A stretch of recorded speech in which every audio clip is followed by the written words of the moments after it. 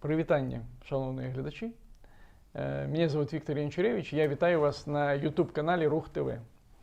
Сегодня у нас в гостях эксперт у галіне нацыянальнай бяспекі Андрей Паротнікаў. И мы будем размаўляць про актуальныя пытанні сённяшняй ситуации у Беларусі. А размову я пачну, мабыць, з жарта, які ходзіць апошнім часам. Про тое, што кажуць у беларускіх пратэстах няма лідара. Але насамрэч лідар ёсць, это Александр Лукашенко. Як вядома, калі б ён сышоў, то і спыніліся б пратэсты. Але пратэсты не спыняюцца ўжо досыць працяглы час. Хутка будзе 3 месяцы, як беларусы змагаюцца за свабоду. І Андрей, калі ласка, на ваш погляд, якія на сённяшні дзень 3 асноўныя пагрозы існуюць для дзеючай улады? Па-першае, безумоўна, самая галоўная пагроза – гэта пагроза змянення, скажем так, пазіцыі з боку Кремля. Таму што фактычна Кремль і Москва, яны засталіся адзінай сілай, якая наўпростава здольна падтрымаць і стабілізаваць сітуацыю з гэтымі пратэстамі і, прынамсі, прыбраць частку раздражняльнікаў.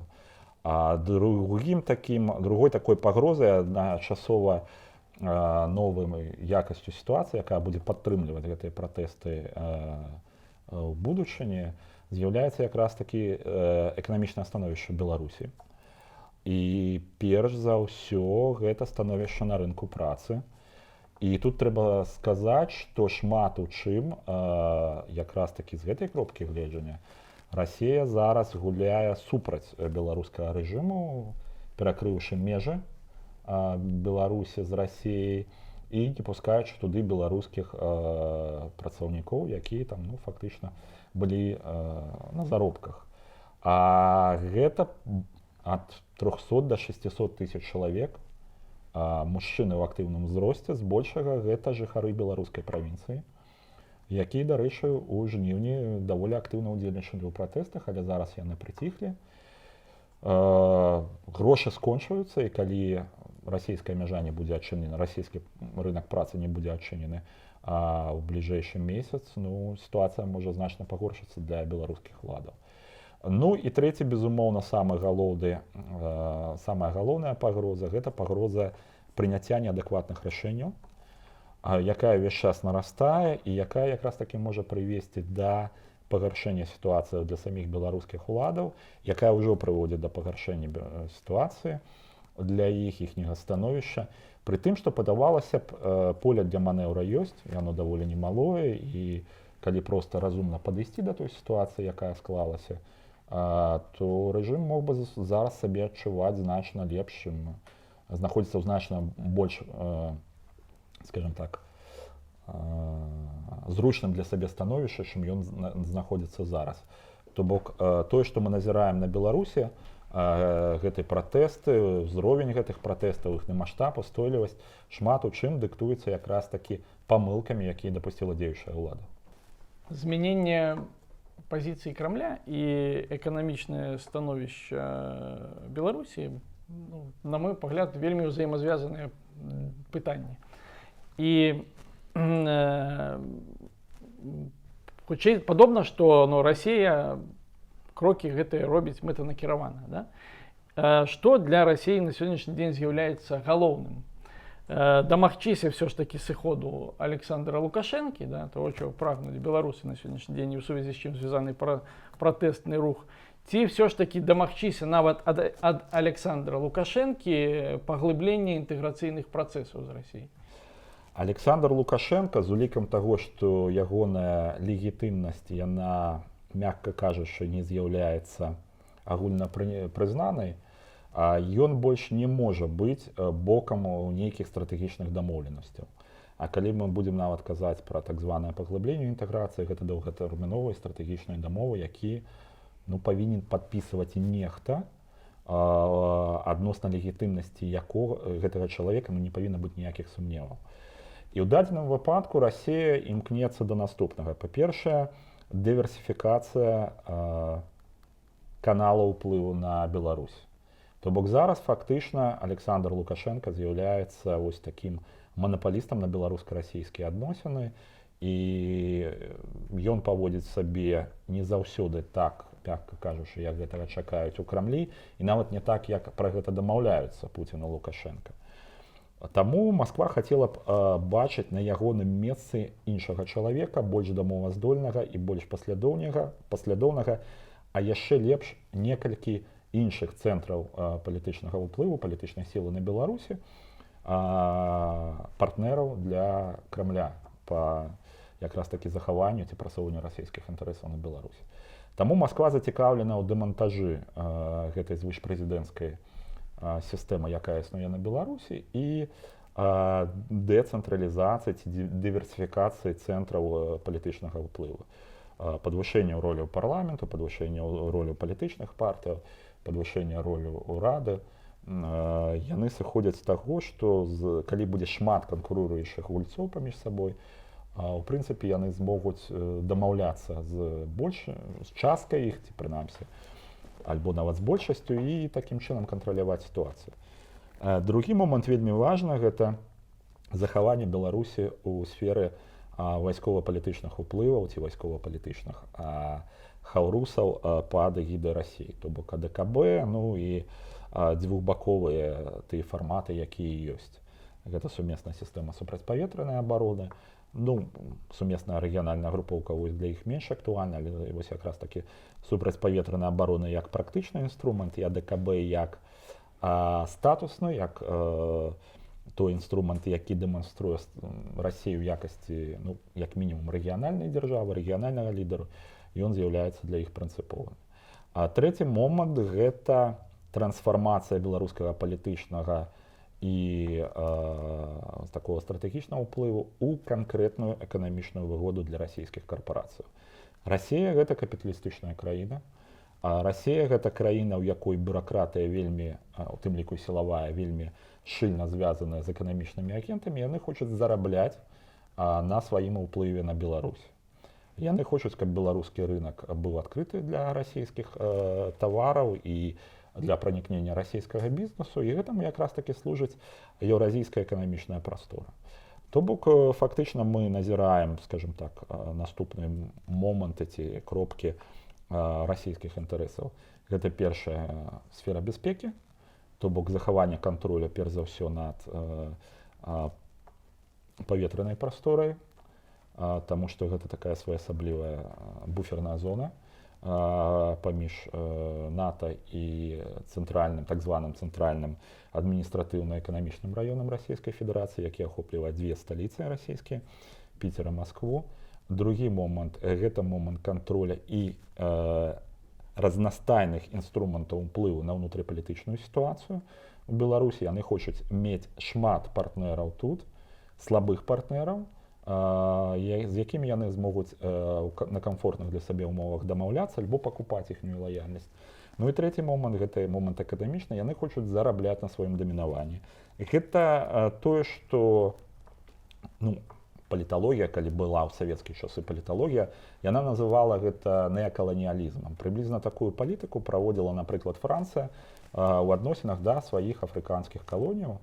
Ну і шмат хто кажа, што яна нават зараз праводзіць такую палітыку, і вельмі паспяхова, бо больш за пятую частку валавага ўнутраняга прадукту Францыі яна так ці інакш залежыць ад менавіта стасункаў з былымі французскімі афрыканскімі калоніямі. На думку Масквы, вось прыйсці да такіх вынікаў Беларусь можа праз канстытуцыйную рэформу, ці не так? І мы гэта проста бачым, калі літаральна кожны тыдзень нехта з топавых расійскіх чыноўнікаў, альбо Пуцін, альбо Медведзеў, альбо там Лаўроў, яны як мантру паўтараюць, што вось так, безумоўна, у Беларусі ёсць унутрыпалітычны крызіс, але беларусы самі без знешняга ціску павінны яго вырашыць. І найлепшым інструментам з'яўляецца канстытуцыйная рэформа, якую трэба правесці максімальна хутка, з максімальним ахопам всіх зацікавлених бакоў, каб легітымнасць новай канстытуцыі не выклікала ні ў кого сумневу. Ёсць Расія, ёсць нацыянальныя палітыкі, частка з якіх зараз знаходзіцца за межамі Беларусі, якія не прызнаюць вось эту канстытуцыйную рэформу, про якую абвесціл рэжым, і не прапаноўваюць свае правкі, што трэба мяняць, да якой новай канстытуцыі прыходзіць, якога зместу яна павінна быць. І ну, вось такім чынам ёсць намер паменшыць значнасць вот этого працэса па змяненні канстытуцыі і ўвогуле не дапусціць яго. А тут такая рэч, што ёсць супадзенне тактычных інтарэсаў, умоўна кажучы, Крамля і агульнапалітычных інтарэсаў, ну, скажем так, пратэснай часткі грамадства. Чаго хочуць і ты іншыя?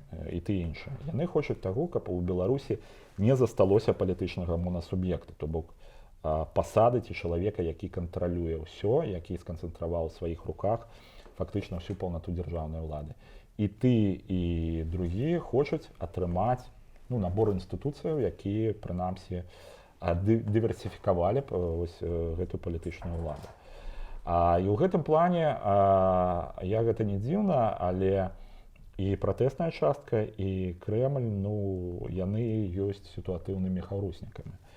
Бо Александр Лукашенко хоча памяняць так, каб нічога не памяняць, каб захаваць зноў-такі сваё ўсеўладдзе, а ўсе гэтыя рэформы яны павінны мець у ідэальным для яго выніку абсалютна такі бутафорскі выгляд і бутафорскі сэнс. Але, безумоўна, калі, скажем так, будзе прапанаваная сапраўды вельмі глыбокая і сур'ёзная трансфармацыя сістэмы, напрыклад, пераход да парламенцка-прэзідэнцкай сістэмы, пры якой парламент будзе фармаваць урад, у прэзідэнта будуць абмежаваныя правы і ў плане прыняцця нейкіх заканадаўчых актаў, дэкрэтаў, указаў, і ў плане, у прынцыпе, магчымасці уплыву на ўнутраннюю палітыку дзяржавы, то гэта можа якраз такі паслужыць тым чыннікам, калі частка, прынамсі, незадаволеных ці апанентаў улады можа паўдзельнічаць у гэтым. І мне падаецца, што якраз такі Масква разлічвае на тое, што калі будзе прынята ці прапанавана рэальная сур'ёзная канстытуцыйная рэформа у апаніруючай часткі грамадства, у апаніруючых палітычных сілаў, у них фактычна не будзе іншага выхаду, акрамя як удзельнічаць у гэтым, таму што патэнцыйна яны могуць быць бенефіцыарамі таго, што адбываецца. Справедліва ты заўважыў, што Александр Лукашенко наўрад ці хоча губляць свой уплыў, сваю ўладу. Таму вось этот весь працэс канстытуцыйнай рэформы, ён можа выглядаць такім, і нават выглядае зараз, па-мойму, даволі бутафорскім, таму што нягледзячы на тое, што ўжо досыць працяглы час ідзе размова пра канстытуцыйную рэформу, на сённяшні дзень няма ніводнай працоўнай версіі дакумента, і не агучваюцца нават тыя змены, якія ўлада хоча правесці. Схіляюсь да той думкі, што ўсё ж такі Александр Лукашенко чарговы раз хоча выйсці сухім з этого працэса, выйсці сухім з вады, і захаваць свой уплыў. На сённяшні дзень адзіная сіла, якая дазваляе яму захоўваць уладу і захоўваць свой уплыў на сітуацыю, гэта сілавыя структуры, якія з ім. І калі не адбудзецца сапраўды тых рэформ канстытуцыйных, якіх чакае як мінімум Масква, ці існуе пагроза перарастання ўлады в такую палітычную хунту? Хунта, яна не вельмі пасуе да Беларусі. Разумееце, з хунтай ёсць некалькі момантаў. Першая, хунта — гэта калектыўны орган кіравання, у межах якога адбываецца ратацыя старшыні гэтай хунты. А другі момант, што хунта асобна, а цывільная ўлада асобна. То бок пры хунце могуць праводзіцца прэзідэнцкія выбары. насамрэч. Прычым там нават могуць лічыцца галасы. Іншая справа, што прэзідэнт пры вайсковай хунце ён мае абсалютна бутафорскае значэнне. Тое, што адбываецца на Беларусі зараз, гэта класічная афрыканская дыктатура. Калі нейкі, скажем так, нейкі палітык захоплівае проста ўсю паўнату ўлады і карыстаецца гэтай уладай, перыядычна яшчэ, скажем так, аддаючы нейкія бенефіты тым, хто яго падтрымлівае. Ну, для Афрыкі гэта было характэрна такім трайбалізмам, калі пануючае племя атрымоўвала ўсё, а астатнія атрымоўвалі генацыд. Але тут ёсць іншая праблема, што у Беларусі хунта, ну, ці нават такая жорсткая вайсковая дыктатура, яна не можа спрацаваць, таму што няма таннай крыніцы рэсурсаў. То бок большасць афрыканскіх краінаў гэта ўсё ж такі сыравінныя краіны былі, і яны існавалі за кошт якраз такі продажу сыравіны, здабычы сыравіны. У Беларусі няма такой крыніцы. А ў Беларусі асноўнай крыніцай грошаў ёсць людзі. І каб гэтыя грошы былі ў любой дзяржавы, у любога рэжыму, трэба гэтым людзям даваць зарабляць грошы. Але калі чалавек пачынае зарабляць грошы незалежна ад дзяржавы, ён пачынае патрабаваць нейкай адпаведнай ад свайго адпаведнага палітычнага грамадскага статусу і магчымасці ўплываць на палітыку дзяржавы. І той, што мы назіраем зараз, ну, сапраўды Александр Лукашенко, як гісторык які-ніякі, вельмі слушна назваў буржуазнай рэвалюцыяй, буржуазна-дэмакратычнай рэвалюцыяй, таму што гэта людзі, выходзяць людзі, якія не залежаць фінансава ад дзяржавы збольшага. І такіх людзей у Беларусі ўжо, ну, пад 60%. То бок гэта працэс незваротны і не маючы з аднога боку танных сыравінных рэсурсаў, не маючы знешняй падпіткі, сілавой, палітычнай, фінансавай, і маючы большасць дарослага насельніцтва, асабліва ў буйных гарадах, а Беларусь гэта краіна буйных гарадоў, у нас больш за палову жыве насельніцтва менавіта ў буйных гарадах, маючы там больш за палову дарослага насельніцтва, які не залежаць ад дзяржавы матэрыяльна, ну, трымацца будзе вельмі складана толькі масавым тэрорам, але наўрад ці нават сілавы блок гатовы для гэтага. Што будзе далей з сілавікамі, да, якія прымаюць удзел в разгонах мірных дэманстрацый, якія ўжываюць непрапарцыйную сілу да мірных грамадзян. Раней ці пазней за ўсё гэта прыйдзецца адказваць. Да? Якія перспектывы? Ёсць некалькі момантаў. Першае, што гэты рэжым для іх ён вельмі зразумелы, і ён дае ім зразумелыя для іх перспектывы, асабістыя, сацыяльныя перспектывы.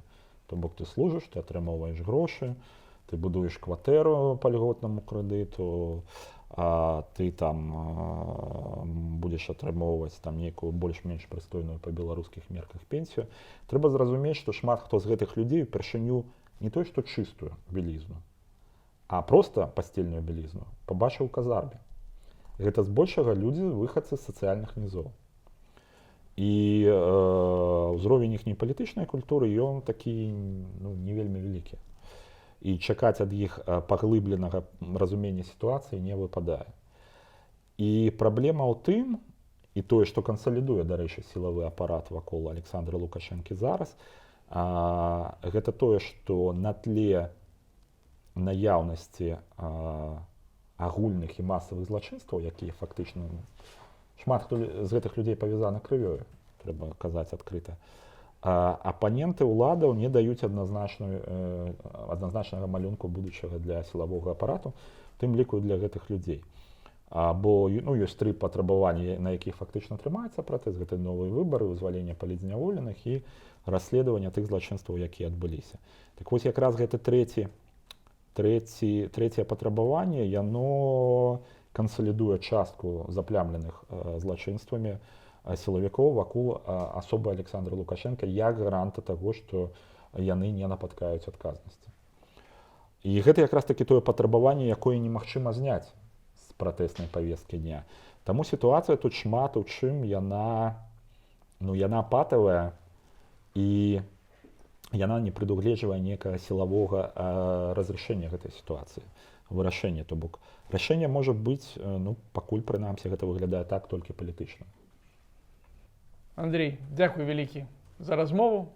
Шановныя гледачі, спадзяюся, вам было цікава.